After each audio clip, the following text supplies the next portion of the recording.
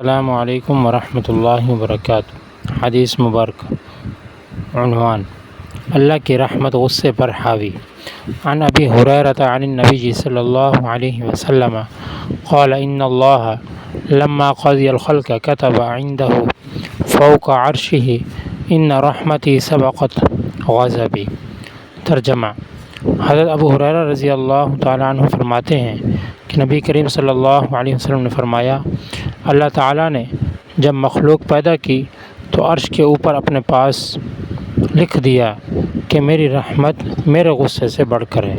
رواہ صحیح البخاری، حدیث نمبر 7422۔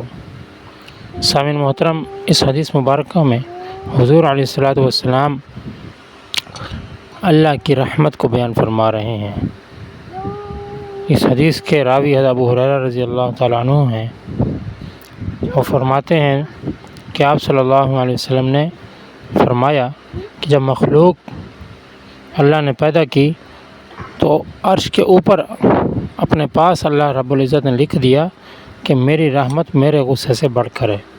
کہ ایک وہ آدمی جو اللہ کے خوف سے ڈر گیا، گناہ سے پیچھے ہٹ گیا کہ وہ گناہ نہیں کرتا، کہ رب تعالیٰ کی پکڑ کیونکہ بہت سخت ہے، رب تعالیٰ دیکھ رہے ہیں، رب کو حساب دینا ہے، رب ناراض ہو جائے گا۔ تو اللہ رب العزت نے فرمایا کہ میرے بندے ڈرو نہیں، پریشان نہ ہو، غمگین نہ ہو۔ اگر تم سے گناہ ہو گیا ہے، تم سے خطا ہو گئی ہے، تو میری رحمت میرے غصے سے بڑھ کر ہے کہ میں جہاں قہار ہوں تو وہاں میں رحیم بھی ہوں، وہاں میں کریم بھی ہوں۔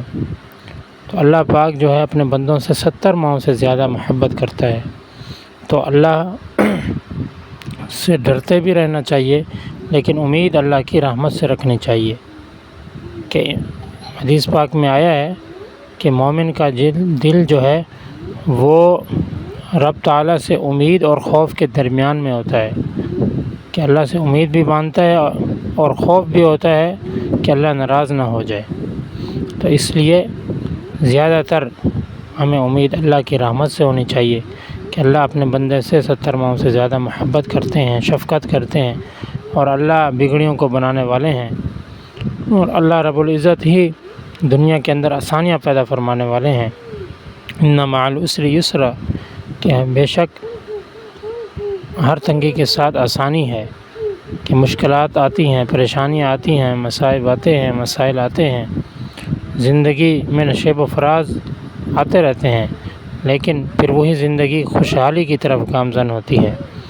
تو میرے بھائیوں، اللہ کی رحمت سے وابستگی، اللہ کی رحمت سے امید رکھیں، اللہ کے احکامات کو بجا لیں، اللہ کو راضی رکھیں۔ انشاءاللہ اللہ پاک دنیا اور آخرت میں آسانیاں پیدا فرمائیں گے۔